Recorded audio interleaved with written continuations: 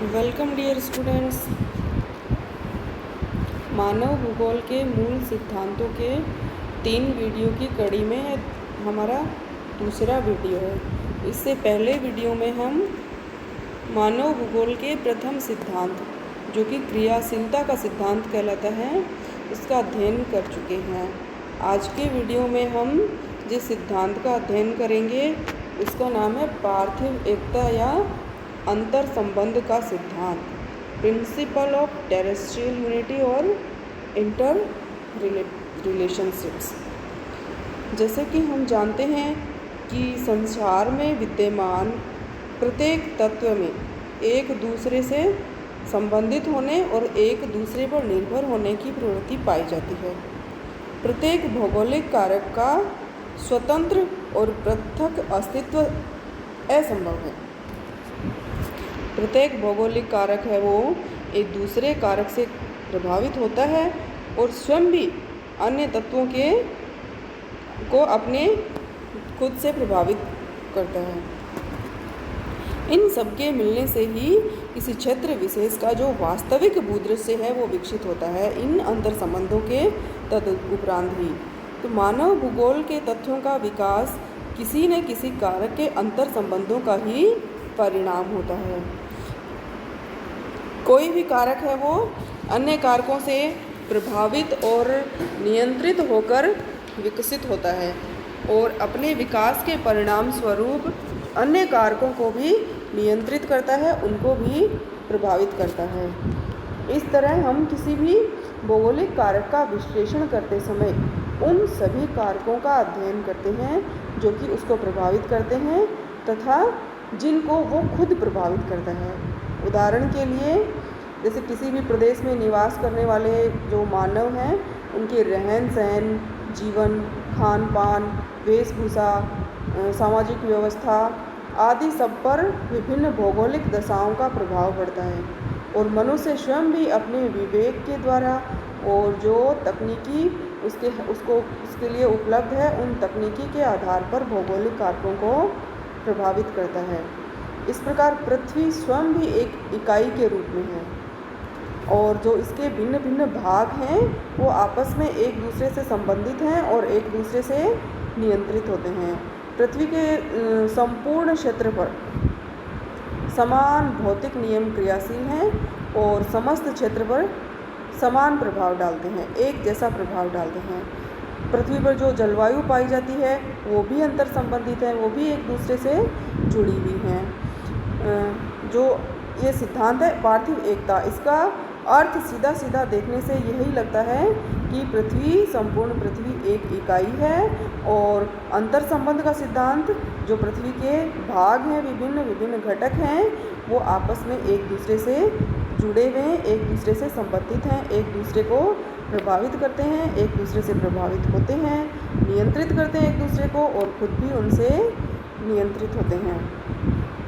विभिन्न भौगोलिक कारक जैसे कि भूमि की बनावट है, जलवायु के जो अलग अलग घटक हम जानते हैं कि तापमान, आर्द्रता, वर्षा, वायु, पाला, दाब, बादल, ये सब जो जलवायु के घटक हैं वो ये जलवायु है। मिट्टी, वनस्पति, पेड़ पौधे, जीव जंतु, ये सभी एक दूसरे से अंतर संबंधित हैं और अपने जीवन निर्वाह हेतु परस्पर एक दूसरे पर निर्भर रहते हैं तथा एक दूसरे को प्रभावित करते हैं। उदाहरण के लिए मिट्टी के निर्माण में जलवायु का विशेष योग रहता है। जलवायु के साथ साथ वहाँ की भूमि, जो चट्टानें हैं वहाँ मिलने वाली वनस्पति, ये सब मिलकर वहाँ की क्षेत्र विशेष की मिट्टी का निर्माण करते हैं। परंतु ऐसा नहीं है कि मिट्टी इनको प्रभावित नहीं करती, मिट्टी भी इनको प्रभावित करती है। जैसे वनस्पति मिट्टी के अकॉर्डिंग ही मिलती है। इस जलवायु के विभिन्न कारकों के प्रभाव द्वारा जो धरातलीय आकृतियां हैं उनका भी निर्माण होता है। उसके साथ साथ जो धरातलीय स्थलाकृतियां हैं जैसे पर्वत, ये भी जलवायु को प्रभावित करते हैं। पर्वतों के निचले भाग होते हैं, नीचे समतल मैदानी भागों में अपेक्षाकृत एक ही जगह पर अगर मैदान हो और उसी कटिबंध में पर्वत हो तो पर्वत की चोटी की जो जलवायु होती है वो ठंडी होती है उसी कटिबंध में स्थित मैदान की अपेक्षा। तो इस प्रकार जो स्थलाकृतियाँ होती हैं वो जलवायु को भी प्रभावित करती हैं। और जलवायु में विभिन्न तरह की जलवायु होती है, वहाँ विभिन्न तरह की वनस्पतियों का विकास होता है। वनस्पति भी जलवायु को प्रभावित करती है, जैसे कि अगर किसी क्षेत्र पर सघन और विस्तृत वनस्पति है तो वहाँ के तापमान को प्रभावित करती है। वहाँ तापमान अपेक्षाकृत कम पाया जाता है, आर्द्रता को भी बनाए रखती हैं। तो इस प्रकार हम देखते हैं कि जो भौगोलिक वातावरण है उसके प्रत्येक तत्व एक दूसरे को पर निर्भर हैं, एक दूसरे से संबंधित हैं और एक दूसरे से जुड़े हुए हैं, एक दूसरे से संगठित हैं। इस संबंध में जो पार्थिव एकता या अंतर संबंध का सिद्धांत है, इसके संबंध में जो जर्मन भूगोलवेत्ता थे फ्रेडरिक रेटजेल, इन्होंने मानव भूगोल पर एक पुस्तक लिखी थी, प्रसिद्ध पुस्तक जिसका नाम था एंथ्रोपोज्योग्राफी। उसमें जो पार्थिव एकता का सिद्धांत है उसके ऊपर सर्वाधिक बल दिया है। और उन्होंने अपनी इस पुस्तक में क्या लिखा है कि मानव भूगोल के दृश्य पार्थिव एकता से संबंधित हैं और उसी के द्वारा समझाए जा सकते हैं। प्रत्येक स्थान पर भौगोलिक दृश्य वहाँ के वातावरण से संबंधित हैं और वातावरण स्वयं भौतिक दशाओं का एक योग है। ये इन्होंने अपनी पुस्तक में लिखा है। इसी प्रकार जो अन्य बहुत से मानव भूगोलवेत्ता या अन्य भूगोलवेत्ता हैं, उन भूगोलवेत्ताओं ने अपनी अपनी जो अपना साहित्य था, अपनी पुस्तकें थी, उनमें पार्थिव एकता के सिद्धांत को के अनुकूल उससे सुसंगत बहुत सारी बातें लिखी हैं। जैसे कुमारी सैमपुल थी, अमेरिकी भूगोलवेत्ता, उन्होंने लिखा है कि मानव के विभिन्न क्रियाकलापों का अध्ययन वैज्ञानिक रूप में उस पृथ्वी के बिना नहीं हो सकता जिस पर वह खेती करता है, यात्राएं करता है और सामुद्रिक व्यापार करता है। इसका मतलब है कि जो मनुष्य के क्रियाकलापों का हम अध्ययन करें तो उनका अध्ययन अगर वैज्ञानिक रूप से करें उन क्रियाकलापों का, तो उस अध्ययन को हम पृथ्वी के बिना नहीं कर सकते, पृथ्वी को शामिल किए बिना नहीं कर सकते, क्योंकि वो उसी पृथ्वी पर वो खेती करता है। जो मानव का क्रियाकलाप खेती करता है वो पृथ्वी पर करता है, यात्रा करता है वो भी पृथ्वी पर करता है, सामुद्रिक व्यापार करता है वो भी पृथ्वी पर करता है। इस प्रकार जो मनुष्य के क्रियाकलाप हैं वो और पृथ्वी एक दूसरे से अंतर संबंधित हैं। इस प्रकार पृथ्वी समस्त पृथ्वी एक इकाई है। इसी प्रकार आगे हम देखें तो एक भूगोलवेत्ता थे, जर्मन भूगोलवेत्ता हम्बोल्ट, उन्होंने लिखा है कि संपूर्ण प्रकृति में एक ध्रुव से दूसरे ध्रुव तक एक ही आत्मा व्याप्त है। एक ही जीवन जो पत्थर, पौधों, जानवरों, यहाँ तक कि स्वयं मानव में भी प्रवेश किए हुए मिलता है।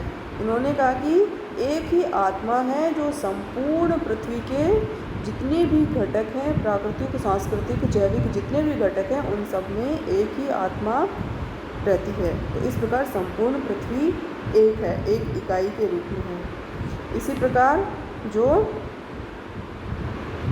ब्लास थे, फ्रांसीसी भूगोलवेत्ता, विडाल डी ब्लास, मानव भूगोलवेत्ता, उन्होंने भी इससे सुसंगत एक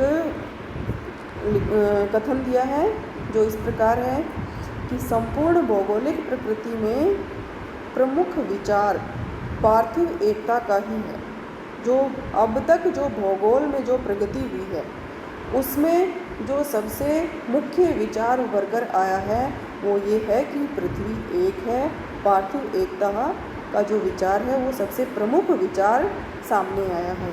पृथ्वी के सभी भाग किसी न किसी रूप में जुड़े हुए हैं, जहाँ परिघटनाएं निश्चित क्रम का अनुसरण करती हैं। हमने देखा था कि जो क्रियाशीलता का सिद्धांत उसमें कि प्रत्येक तत्व वो क्रियाशील हैं, उनका एक निश्चित जीवन चक्र होता है। तो इस प्रकार जो अन्य घटनाएं घटित होती हैं वो एक दूसरे से जुड़ी हुई हैं, एक निश्चित क्रम का अनुसरण करती हैं। मानव भूगोल की परिघटनाएं हैं वो भी पार्थिव एकता से संबंधित हैं और केवल इसी के द्वारा उनकी व्याख्या की जा सकती है। इसके द्वारा पृथ्वी को एक मानकर और मानव भूगोल की जो परिघटनाएं हैं उनकी व्याख्या की जा सकती है। और जो ब्रून्स भूगोलवेत्ता थे, ब्रून्स नामक जेम्स ब्रून्स, वो भी इसी सिद्धांत के समर्थक थे। इस सिद्धांत के समर्थन में अनेक और भी भूगोलवेत्ताएं हैं जिन्होंने अपने कथन दिए हैं, इसके संबंध में कुछ कहा है, इस सिद्धांत का समर्थन किया है। जैसे बर्गहॉस, इनकी एक पुस्तक थी फिजिकल एटलस, उसमें इन्होंने जलवायु और वनस्पति के संबंधों का वर्णन किया है और लिखा है कि इससे भी पार्थिव एकता स्पष्ट होती है। अब जो पार्थिव एकता का सिद्धांत है, इसके पक्ष में पृथ्वी में अनेक उदाहरण मिलते हैं। जैसे जब हम देखें तो पृथ्वी पर हम स्थल मंडल, जल मंडल, वायुमंडल, ये तीनों इनसे मिलने से उन सामान्य दशाओं से जुड़े हुए हैं जिनमें जीवों के विकास के लिए अनुकूल वातावरण मिलता है। और इन तीनों के जुड़ने से इस जो परिमंडल बनता है उसको हम जीवमंडल कहते हैं। तो इस प्रकार ये सभी किसी न किसी जगह जाकर आपस में अंतर संबंधित हो जाते हैं, एक हो जाते हैं और एक नया मंडल बनाते हैं, नया परिमंडल, जिसे जीवमंडल कह जाते हैं। तो जीवमंडल के तत्व अगाध सागरीय क्षेत्रों से लेकर वायुमंडल तक जुड़े हुए हैं। और विश्वव्यापी जो जल चक्र है वो इस पूरे परितंत्र को जोड़ता है, जलमंडल, स्थलमंडल, वायुमंडल और जीवमंडल।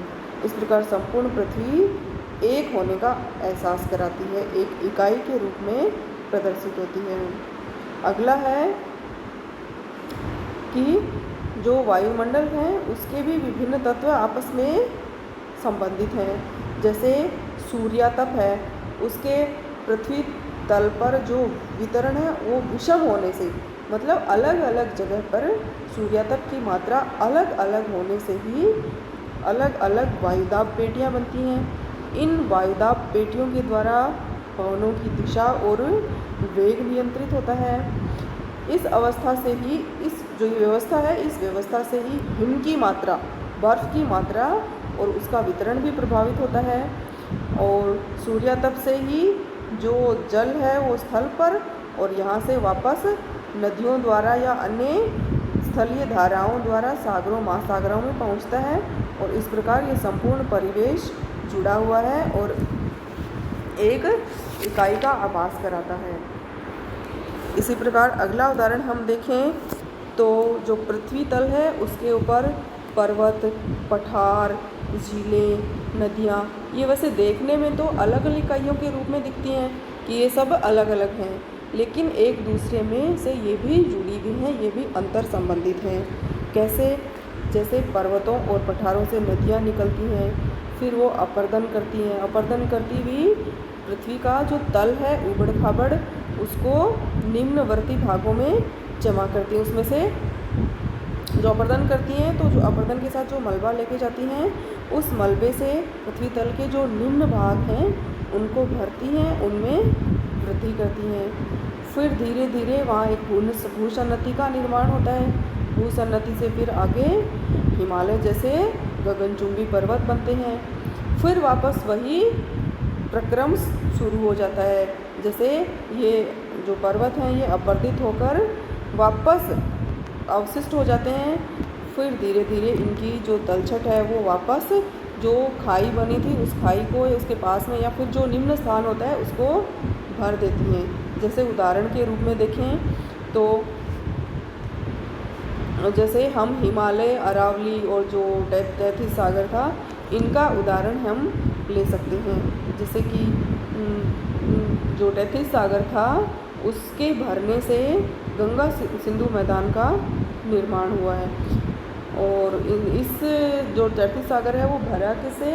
हिमालय से आने वाली और अरावली पर्वत और दक्षिणी प्रायद्वीपीय पठार वहाँ से आने वाली जो नदियाँ थी उनमें तलछट से ये भरा है। इस प्रकार झीलें हैं वो भी एकाकी नहीं होती, वो भी नदियों द्वारा सागरों से जुड़ी हुई हैं।